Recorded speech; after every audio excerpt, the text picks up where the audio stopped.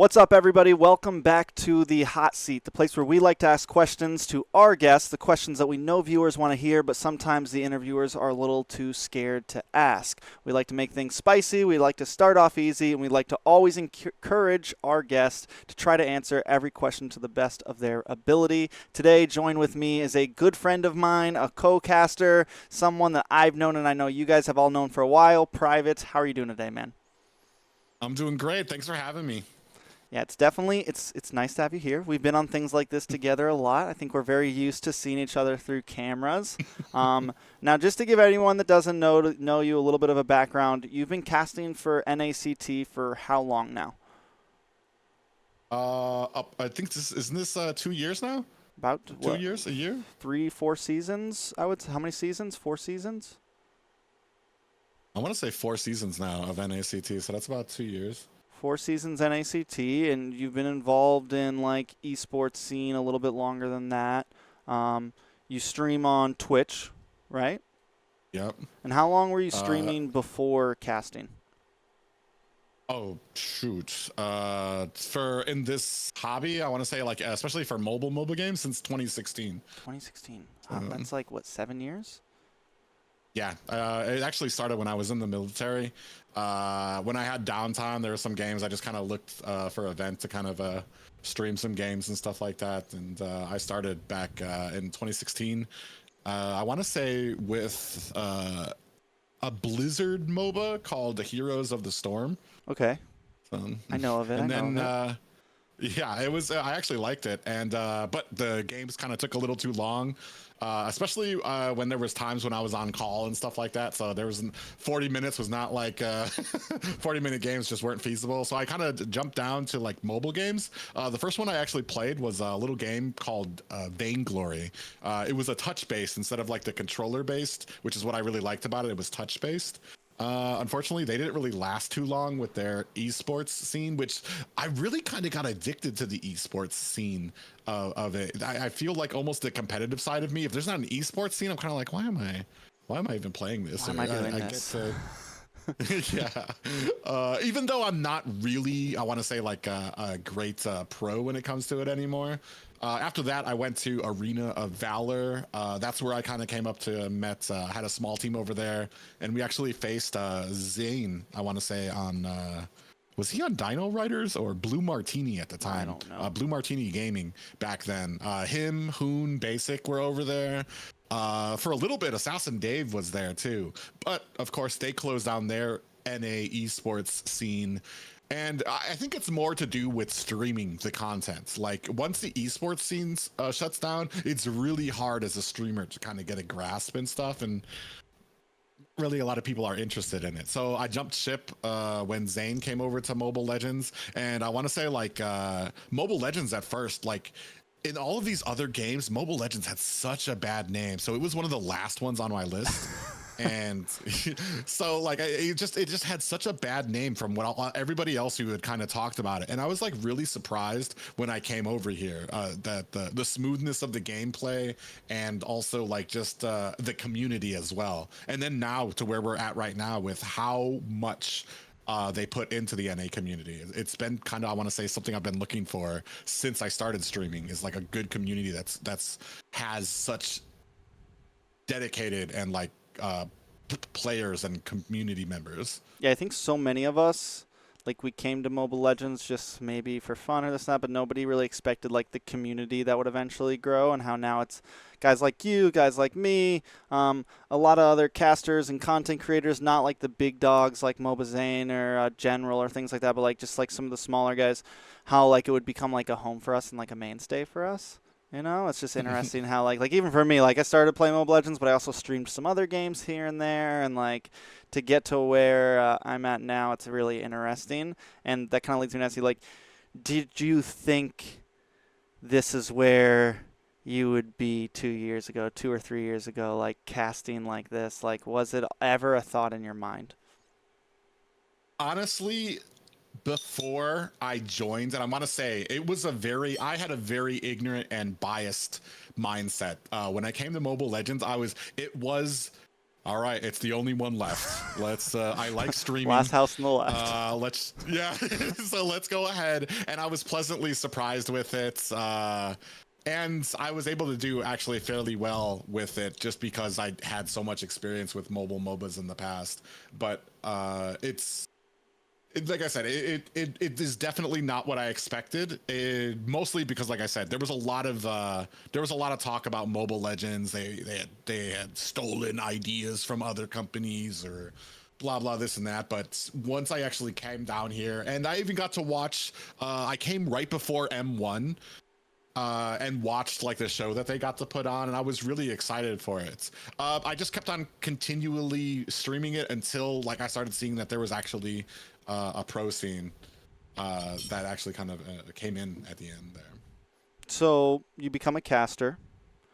One of the best casters in NA, hands down. You know. So like with that transition over, like how has it felt?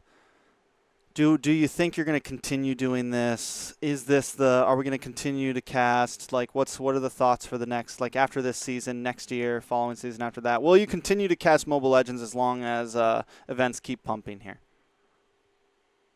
Honestly, I want to. I've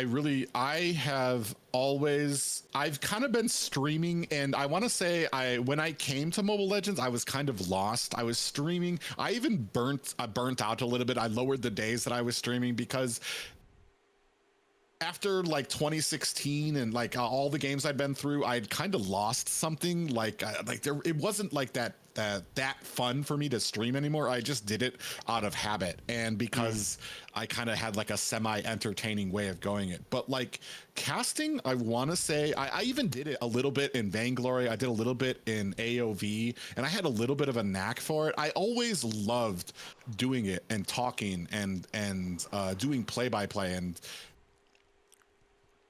I want to say like I kind of cheated because as some people know, I was in the military.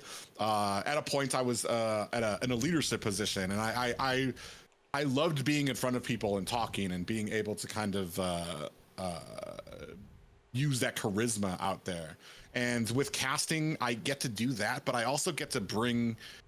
I don't want to like pat myself on the back, but I get to bring energy to some matches. It started out, especially when I contacted you and we were doing the things with the NASL. I didn't think that I would be casting for major events. The one goal I had is that these games, like I know what would be good for these guys is to hear their games cast in a way that is like exciting to kind of help out the amateur scene, to kind of like give them a little bit of a professional feel. Not that I considered myself a professional, but it was fun for them to kind of like hear it in that type of way. And that's why I started doing it. And then now, like I absolutely love casting. It's been one of the things that's kind of it's when days like, especially with all that energy I bring to it, that's because I absolutely find it so fun. When I wake up on the days I have to cast, I'm like so excited. I'm getting ready for it. I'm always just like hyped for it. If they allow me to, I would cast as long as Mobile Legends allows me to cast. 50 years old, and here comes the Lord. No, I totally agree. Back in my day, people played Ling. Now you got. No. No, I definitely agree. I think since, like, for me personally, since I started casting and doing stuff like that, like, backing off the streaming a little bit, like, not just, like, it's a nice relief. And I think just overall quality of life for me has kind of improved of, like, even, like, I know you're doing some other content, too, and stuff. And, like, it's nice to switch it up a little bit because streaming, like, 6 hours a day, 5 hours a day can definitely become draining, mind-numbing. And, like you said, I feel like that passion starts to lack. But because, like, when you're casting for an event where every time it's a little bit different, and you have these stories and all these things, it definitely helps a lot. But now to some of the interesting questions. We're going to kind of jump into some of the actual hot seat questions. We're going to start off easy. Favorite Mobile Legends caster outside of yourself globally? Globally, Leo. Immediately. I had the opportunity to cast with him. It's already once, even before I had that opportunity to cast with him. The charisma that he oozes out, like I think I'm witty. I think I've got charisma and stuff, but when you see how he can piece things together, when he's talking about Matilda or Ling or the way he kind of, oh man, it just he's just got a way of piecing it together. And then I got an even new respect for him when I cast with him, because it was this, it was super early for him. It was like, I want to say like 4 a.m. You saw him with a cup of coffee and he's just like, all right, man, hey, what's going on, private man? He was super happy to be casting with me. And then as soon as they're all right, guys, we're about to go live, he just said, boom. It was just this professional out there and ready to just to get to it. And I've always that type of energy that he brings to it, like he might not, that kind of tells me, even it doesn't matter if he's not feeling it or if he just woke up, it's like boom, he's always the professional out there. And I love that charisma that he oozes out. I definitely agree. I think Leo debated as one of probably, like in my book, best color anchor out there. He's quick, he's witty. I think like when it comes to punchlines and just adding color to a cast, like outside of play-by-play, and I think like adding color to a cast is probably one of the most underappreciated things. Like, don't get me wrong, analysis is probably the most unappreciated thing, but like you notice when someone's doing an analysis, you notice when someone's doing play-by-play, but when Leo just says something that's like very nonchalantly coded in pop culture or some sort of genre of something, throwing in a movie reference or, you know, a game reference or something, like something you never catch that like, but I think guys like me and you who have like been on this earth a little bit longer than some 14 or 13-year-olds who maybe watch, you know, like we catch those things. And yeah, he's like, I don't know where he comes up with some of the stuff he says, how it just rolls out. It's someone that I listen to that I've been like, you know, that I like pull pieces like, oh, I like that. Oh, I like that. I got to use that. Oh, I like that. Like, he's definitely a monster. Now, on to the next question. For yourself personally, favorite casting moment? Favorite moment Favorite moments you've ever casted or been on the desk?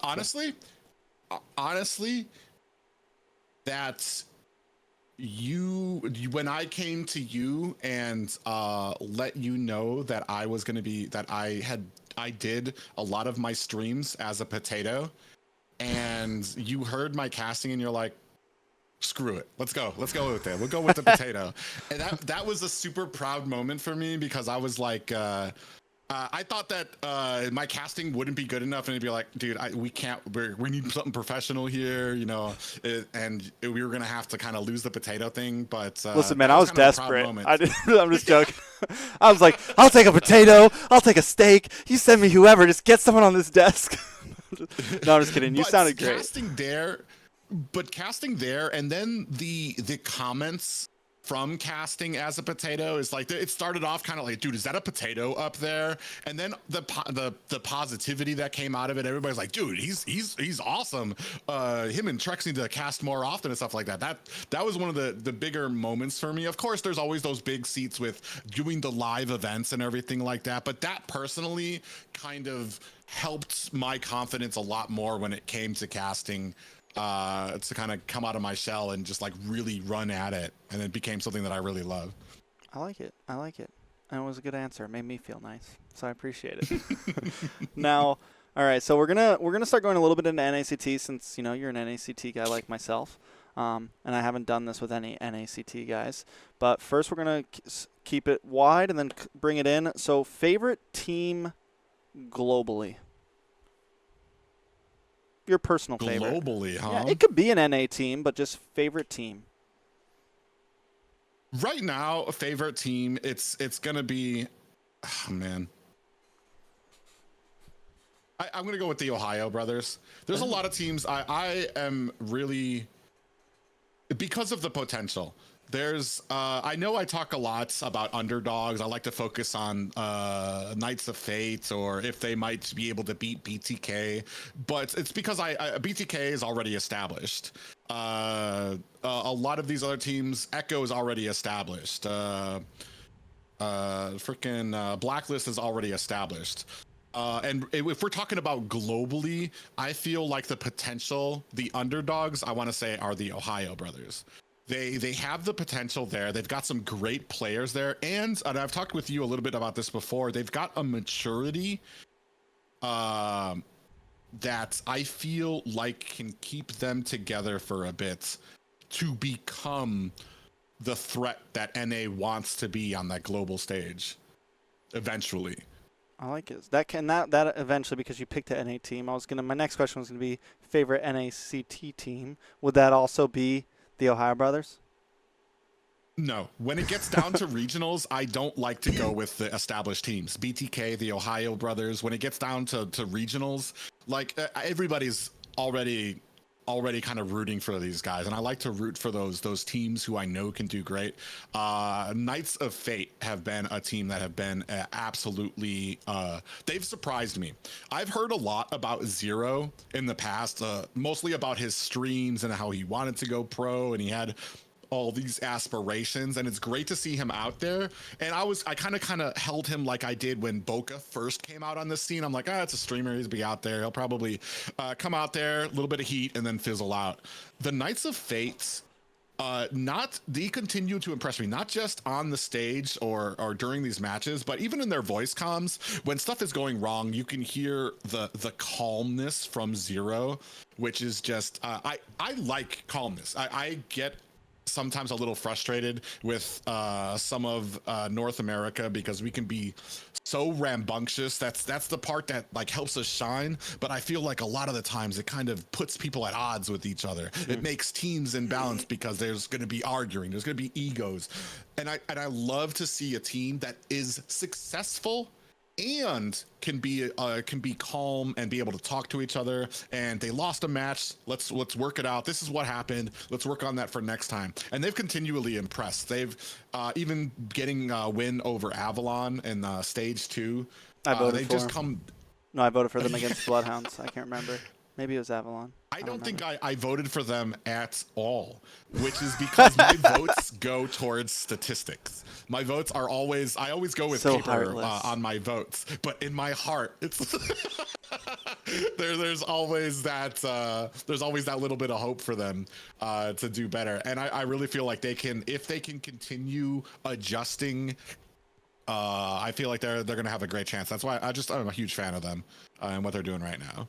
I definitely, I think they have big opportunity. They definitely have become a dark horse. I was also someone that I had my eyes on them, but like, you know me, when it comes to a lot of new teams that come into top 8, I'm always kind of like doubtful, like we'll see.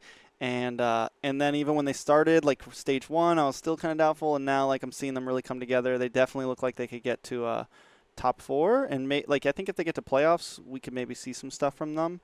I think it'll be interesting. Is there right now a top player? Like, is there a player in NA that you really have your eyes on? We'll start with like up and coming, like not like top guys like Hoon or best player or Zane or Fried Chicken, like any up and comers.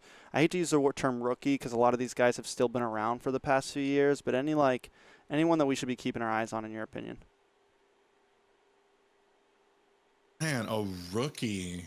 It doesn't. I mean, I hate the term like now. rookie because like Bo Carrasco, you could consider rookie in a sense to NACT, but like he's still been around the scene for like a year or two. Like they're still like Zero. He's not really a rookie. Zero a rookie? No, I wouldn't. No, but you could call him an up and comer. Like just still like up and coming talent in a sense of like, is this player? Maybe this could be a player. Like last season, Joybaj. We've known him for a while, but he's slowly Yato and Joybaj made their way to a number 1 spot. Like is there someone that maybe over the next year or two could become a huge threat in NA? That's actually really hard. I mean, we were just talking about Zero. I think the biggest reason I'm a big fan of the Knights of Fate is because there's 2 players on their team who are really great, and that's Zero and Powerless.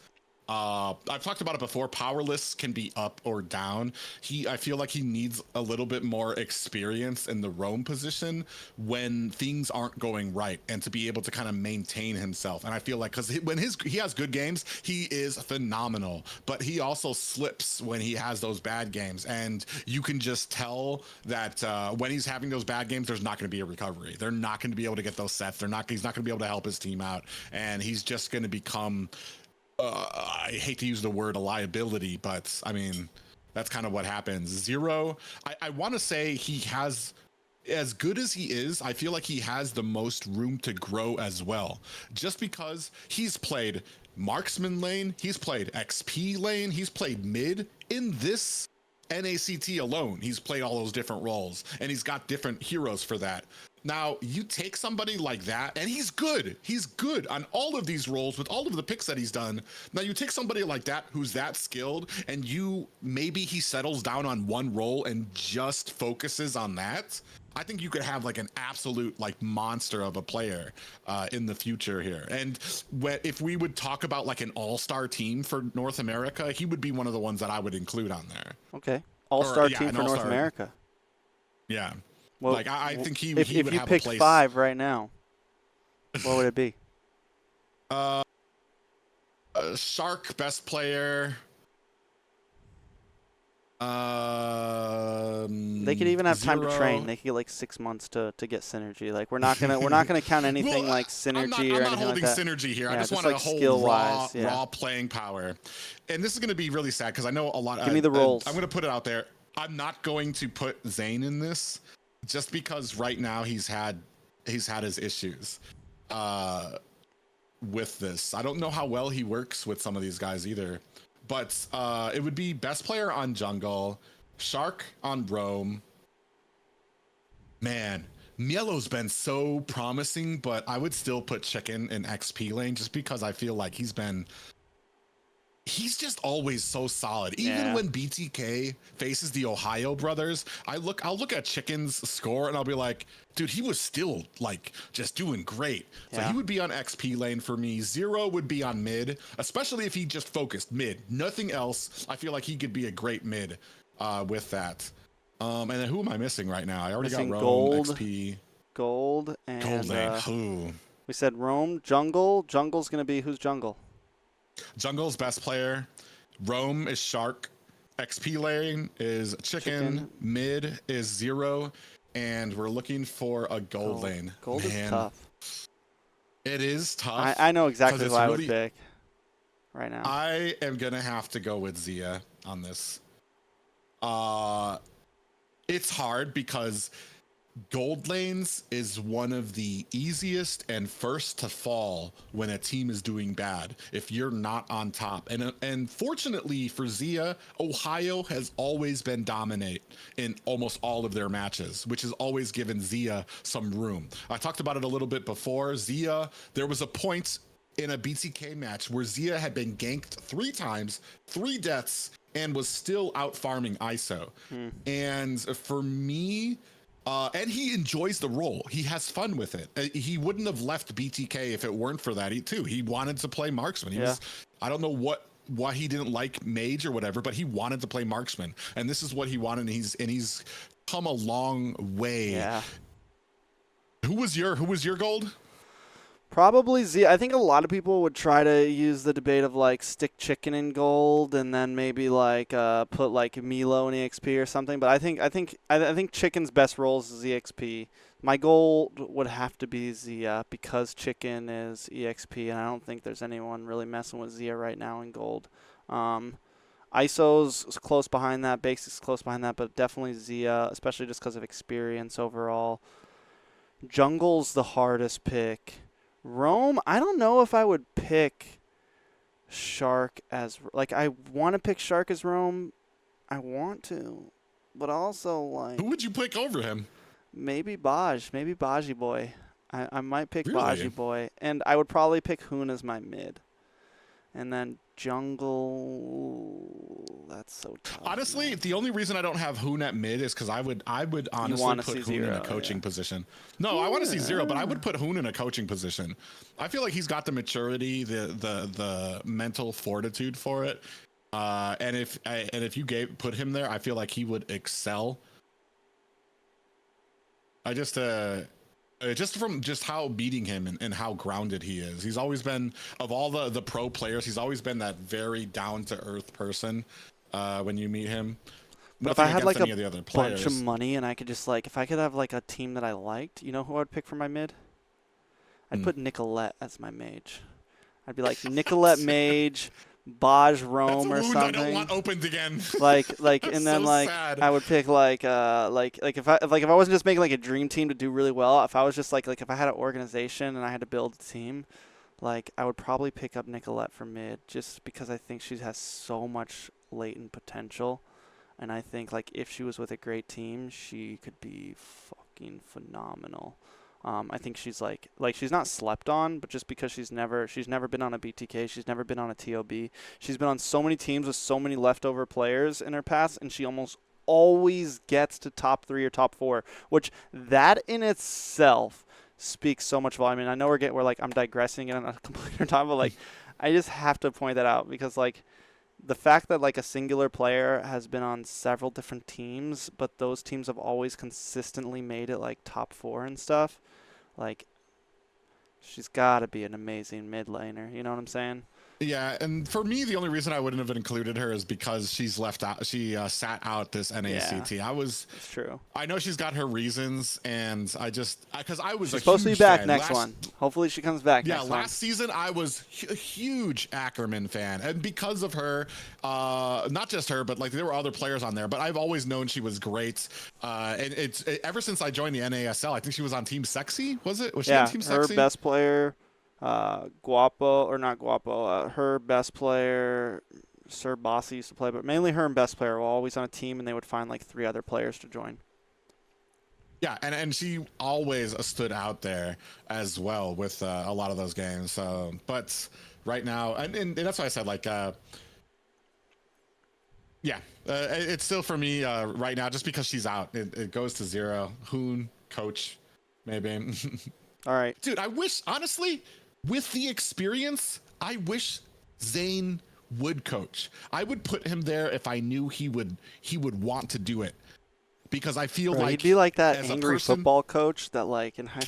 He's like, "Come on, man," throwing chairs. which that's my vibe. I love that personally. Like earlier, you were talking about calmness. I want to hear those comms like, "Yeah!" Like that stuff hypes me up. But I think a coach position like that is good. Like you should kind of have a coach like push you, and it's not like when it's a player doing that, it can I think be backfiring. But like a coach, Zane probably could be a dope coach.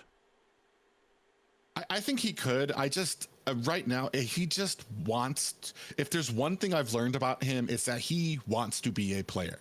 He will do anything to be a pro player, and Wants to be the best I in the just world. don't think. Yeah, I just don't think he would want to do that with the ferocity that some other people would. Okay, so most disappointing team in top 8 NACT history. Top 8 NACT history. Most disappointing team. For me, if we're gonna be honest, it would have to be Wasians. From last season. Ashley was another great female player. She's had her rocky moments. Ooga Booga was getting a name for himself just because of his outlandish picks. Like, and it partly, I want to say partly due to the casters hyping him up too, but chat was really riding on it as well. And then we built that storyline. Yeah. We built that storyline. And then they ruin it by piloting. It's just, I mean, they weren't even in the greatest of positions either. Like the pilot, like why that match to do that? That's a great point. You guys weren't even in like top 4 or anything. Like you didn't have to pilot. There was no saving you at that point. Like, oh yeah, that was so, and sad. that was super disappointing for me because on one hand too, I was a big fan of Wasians. I'm always big fans of, and this is gonna sound I forgot what the terminology is, sexist or something, but I'm always like fans of like great female players in here, especially in a esports that's like dominated by a bunch of guys. Huge fan of Nicolette, huge fan of Ashley, but then to have that all kind of tainted to the point that that I don't even know what happened about what any of them are right now. But still, it's like, and then you have the other side of that, which is the esports side of it, where people are, where it kind of brings a little bit, it takes a little bit of legitimacy away from it, from the actual NACT, because you have people that are cheating through it. Yeah, that was. I mean, I think this is the first season we haven't had any huge hiccups. I mean, don't knock on wood. Yeah, Jesus. You know, but yeah. All right, on to the final part of this quick interview. We're going to do some rapid fire words or phrases, and I just want you to give us the first thing that comes to mind. No taking too much time, just spit it out. All right, we're going to start off easy, and then we'll make things cookies. Squirrel. All right, ready? It's one word answers. You could say a phrase, you could say like a sentence, like whatever, like just if something pops up in your head quick. All right, Bane. Favorite hero. Cyclops. Oh, dang. Second favorite hero. Hoon. Great. Great. I That's almost it. want to say great leadership. BTK. Starving for a win. Yeah. I like it. I like it. I like it. Knights of Fate. Potential. Potential. Joybaj. Joybaj. Upsetting. Disappointing. Not in him, but in the circumstances that are happening right now. Basic. Ego. I mean, he's up there with Zayn right now, I want to say, with ego.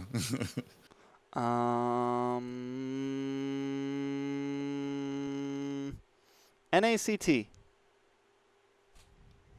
Just getting started. I'm really happy with where it's at right now. It's getting bigger every single time it comes out. So, and I feel like we're just at the not even at the tip yet. We're getting better every year. Private dancer. Private dancer. Also kind of just getting started. I'm really kind of feeding into the I'm starting to get more involved, not just with the casting, but trying to get more involved with the community and content creation for Mobile Legends. Trying to do more than just casting to try to help out and do things in North America. All right, I think that is a great way to end this, honestly. Thank you so much, Private, for joining us on the hot seat. I don't think tonight's questions were too hot, but it was a pleasure having you here. We kept things pretty simple, but it's always a great time talking to you. It's always a great time doing any kind of content with you. Any last words or hot takes? Hot takes. Man. Hot takes is just BTK. I want them to do better. They were a great flag bearer for North America, but times are starting to move, just like with Area 77. There was a point where they were on top and the competition blew past them to a point where they're almost not even in the same league. BTK needs to be very careful and continue pushing on, adapting, because I'm a huge fan of theirs. Like I said, I watched Zayn in AOV. I joined here to Mobile Legends right after he left too to Mobile Legends. So he's kind of a big reason that I'm actually here too. So I'd love to see them to do great again. And other than that, yeah, I can't wait to keep on casting and continue on with in this community. All right. Thank you, everybody, for watching so much. Make sure you check out Private. His links will be in the description. Follow him on Twitch, follow him on YouTube, all that good stuff. Also, follow the new podcast with him and Xena called XP After Dark. I'll also put a link for that down in the description. Check me out if you want as well. All of my links will be down in the description. Make sure you leave a like, subscribe, do all that stuff. We really do appreciate it, and we will see you guys next time. Bye.